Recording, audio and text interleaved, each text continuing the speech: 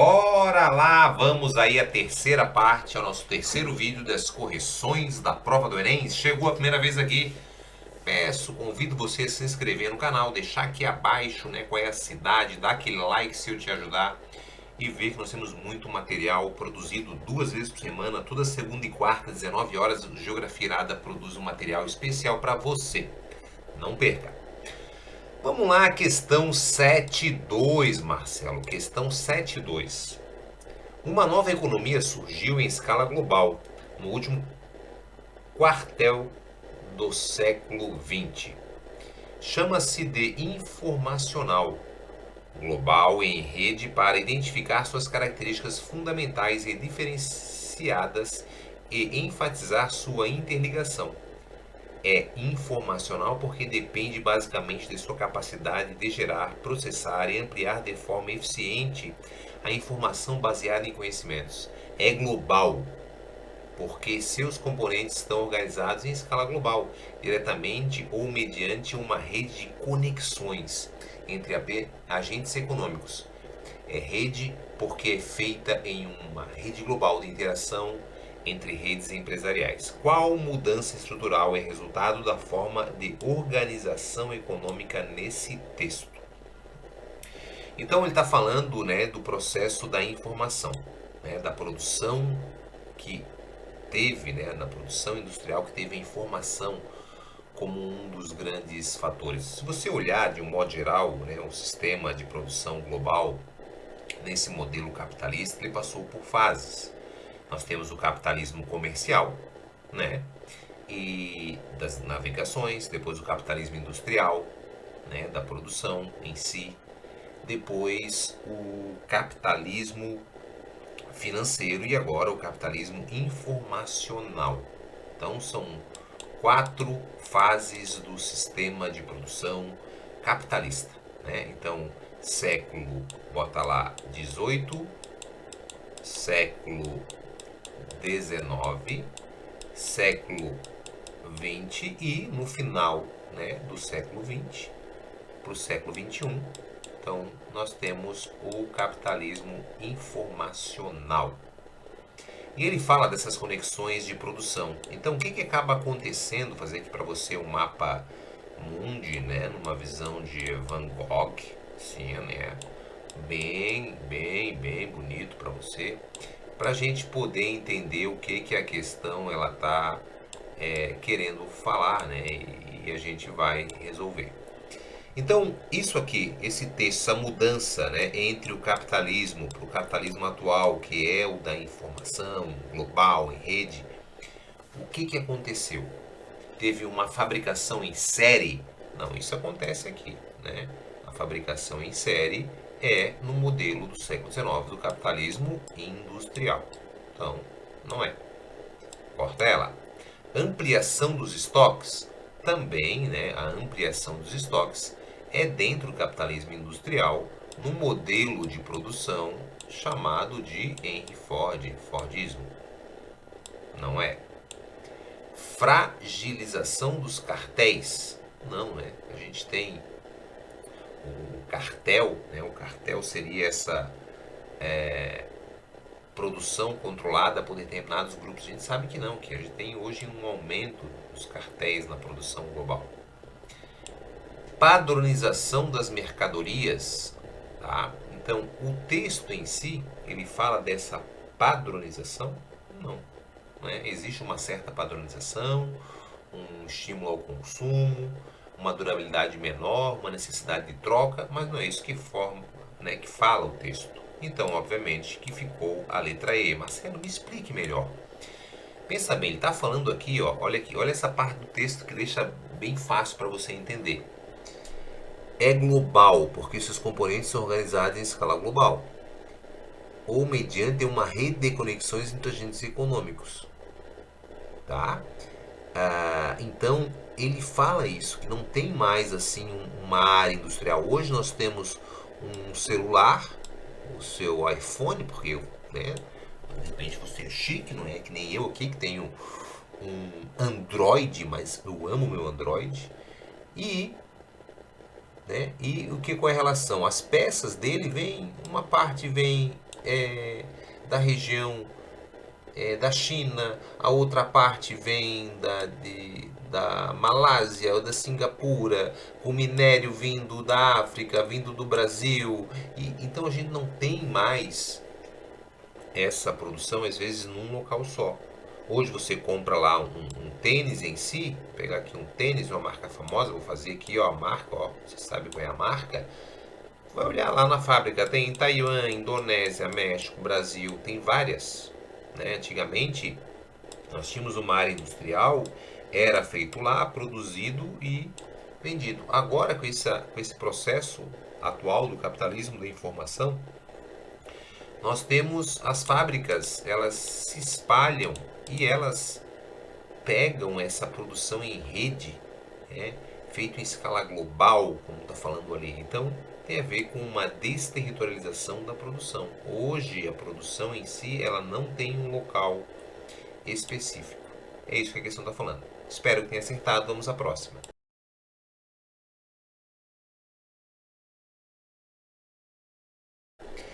Questão 7.3. Bora lá, vamos responder essa e ficar mais forte, cada vez mais forte aí para suas provas, seus concursos aí para frente. Olhar o Brasil e não ver o sertão é como negar o queijo com a faca na mão. Esse gigante em movimento, movido a tijolo e cimento, precisa de arroz com feijão, que tenha comida na mesa, que agradeça sempre a grandeza. De cada pedaço de pão, agradeça a Clemente, que leva a semente em seu embornal, Zezé e o penoso balé. De pisar no cacau, Maria que amanhece o dia lá no milharal. Letra da canção valoriza uma dimensão do espaço rural brasileiro em relação com a cidade ao ressaltar a sua função. Então, a gente vai ver aqui o que a questão está ressaltando. Qual é a função, né? Qual é a função dessa cidade? Então a gente vai ver aqui que fala de quê? Ó, alimento, não é isso?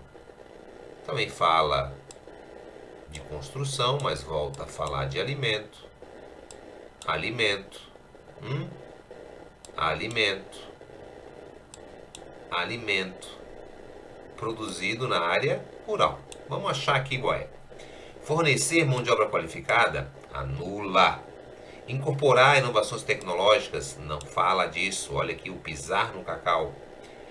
Preservar a biodiversidade biológica? Não fala dessa preservação aqui, né? Teria que ter algo ligado à importância, preservar para gerações, nada disso. Promover a produção alimentar? Obviamente que sim, ele fala disso, né, do meio rural, dessa produção de alimento. E garantir a moradia básica. Elimina. Questão fácil, facílima, você acertou, tenho certeza, letra D.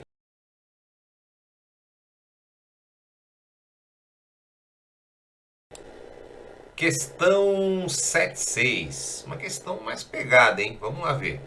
Os solos salinos ou alomórficos apresentam como característica comum a concentração muito alta de sais solúveis. Então, tá falando isso aí, beleza. Concentração muito alta de sais, tá? E sódio, né? Ou de sódio trocável. Eles ocorrem nos locais mais baixos do relevo, em regiões áridas, semiáridas e próximo ao mar. Em regiões semiáridas, por exemplo, o Polígono das Secas no Nordeste brasileiro, os locais menos elevados recebem água que se escoa nos declives adjacentes, durante as chuvas que caem em alguns meses do ano. Essa água traz soluções de sais minerais e evapora-se rapidamente antes de infiltrar-se totalmente, havendo então, cada vez que esse processo é repetido, um pequeno acúmulo de sais no horizonte superficial. Com o passar dos anos, provoca a salinização do solo. Nas últimas décadas, a expansão das atividades agrícolas na região tem ampliado esse processo. As atividades agrícolas desenvolvidas na região mencionadas intensificam o problema ambiental exposto ao quê? Então, basicamente é isso, né? Nós temos uma área de declive, então nas áreas mais baixas nós vamos ter ali a pluviosidade, né? A chuva vai batendo, vai escoando superficialmente, vai levando os minerais que vão se acumulando. Então essa concentração aqui alta, concentração alta de sais né, ou de sódio aqui, vai deixar esse solo aqui, né, salino ou alomórfico. É isso que a questão está falando. Associado a isso, né, ele pergunta: o problema ambiental exposto é intensificado pelo quê? Né? Relacionado, no caso, às atividades agrícolas. Então, reflorestamento de pinos respeitando? Não, né? Não é isso o que a atividade agrícola vai desenvolver. A produção de pinos hoje cresce, eucalipto cresce, mas não nessas regiões. Utilizar sistema de irrigação desprezando uma drenagem adequada. É isso, meu querido, minha querida. Então, o que acontece? É uma área, né, nesse caso aqui do semiárido, de falta d'água. Então, eles querem a água. E essa drenagem, essa busca pela água, vai tirando a água e vai aumentando essa concentração aqui, né? Então, não é feita uma drenagem adequada e isso acaba, né, agravando o problema. Então, é intensificado por isso. Mas vamos ver as outras aqui, se ficou na dúvida. Instalar açudes, né, nos grotões, retardando a velocidade da vazão. Então, ele está perguntando, as atividades agrícolas na região mencionada intensificam, não é? Pela instalação, isso aqui seria algo para reduzir. Desmatar áreas de preservação permanente causando assoreamento, né? Não, então a gente tem aqui, por exemplo, vegetação, né? Rio, aí sim eu vou gerar aqui o assoreamento, né? Mas não é o assoreamento, ele está falando do acúmulo desses, né, sais. Então também elimina. Aplicar aqui poderia ser, né, no caso, porque tem a ver com a prática, né, agrícola. Então, aplicar fertilizantes de origem orgânica modificando a química da terra. Não, né? Então nós não temos, né, uma relação de origem orgânica, né, origem de vida, né? Seriam adubos naturais e isso não tem a ver relação, né? Se fosse de alguns elementos, minerais, sei lá, né? Mas no caso aqui ele está falando de algo que vai, uma prática que vai intensificar esse problema, né? E aqui não vai intensificar o problema. O problema é relacionado a isso, né?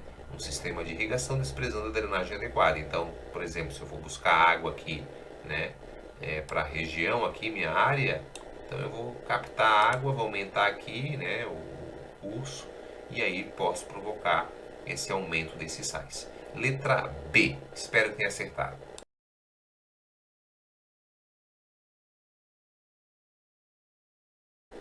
Questão 78. Bora lá detonar ela. Uma área aqui, né? Uma área da região norte, mostrando as rochas ígneas, né? E a área da Amazônia Legal. O mapa especializa um recurso natural com alto potencial para ocorrência do que, gente? Do que está falando aqui? Abalos sísmicos periódicos? Não. Né? Então ele está mostrando aqui, ó, essas áreas de rochas ígneas na área da floresta, né, amazônica, que está relacionada ao quê? Abalos sísmicos? Não, os abalos sísmicos que tem na região tem, mas estão relacionados ou à propagação das ondas sísmicas ou por falhas geológicas, né? Não. Letra B. Opa, já achamos ela, jazidas de minerais metálicos. É só tu olhar aqui, ó, né, ó. Região de Carajás, uma grande reserva, minerais metálicos, tá? Rochas ígneas. Reserva de combustíveis fósseis? Não, aí aqui está relacionado às rochas sedimentares. Aquíferos sedimentares profundos, né? Também não tem relacionado à rocha, nesse caso aqui, ígnea. Estrutura geologicamente metamórfica, né? Galera, ígnea, as rochas podem ser ígneas, sedimentares ou metamórficas. Então, combustíveis fósseis, né, aqui equivale a essa. Essa equivale a essa e as rochas ígneas equivale a isso. Letra B, questão de fácil interpretação para você. Vamos à última de hoje.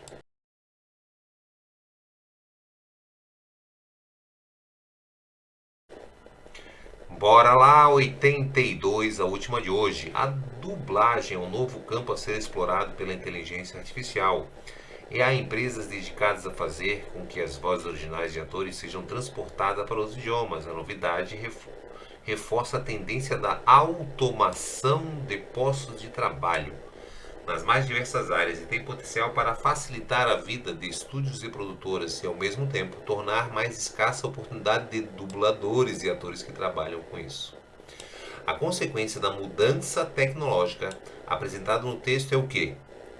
Uma proteção à economia nacional? Não, né? Não está falando sobre isso, ela está falando da automação. Se a gente pensar, né, vamos só lembrar para você, nós temos no desenvolvimento da economia global algumas revoluções que foram surgindo, né, com uma necessidade. A economia global, ela sempre foi feita de altos e baixos. E sempre quando ela está em crise, há uma nova descoberta, uma inovação. A economia volta a crescer, ela cresce, chega no seu ápice e volta a cair. Há uma outra invenção. E assim a gente teve as grandes revoluções que marcaram esse crescimento. E nós estamos agora vivendo o momento da quarta revolução, da grande revolução industrial, que é a revolução da automação.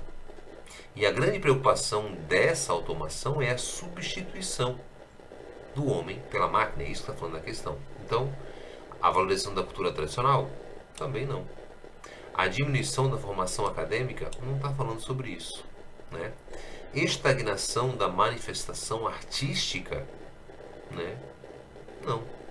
Obviamente que a resposta está relacionada ao desemprego estrutural. Então, o desemprego, para quem não sabe, né, esse fator, né, essa perca da função, ela pode ser, o desemprego ele pode ser estrutural versus o desemprego conjuntural.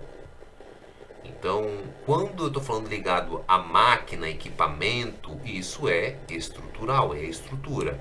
E conjuntural é como, por exemplo, uma crise. A pandemia gerou uma crise global, então o desemprego é conjuntural. Agora, aqui eu estou falando da automação, a substituição do homem pela máquina, é um desemprego estrutural. Então, é isso que aconteceu. Espero que você tenha acertado, detonado 82, letra E. E aí a gente tem mais um vídeo aqui, né? Em breve, vamos postar para você com as últimas questões do Enem para você. Lembra que vai aí adaptando, né? Eu estou fazendo em cima da prova rosa. Você vê a questão e acaba corrigindo ela para você. Um grande abraço, se inscreva no canal e vem com o professor Marcelo para a gente garantir a sua vaga aí no ensino superior.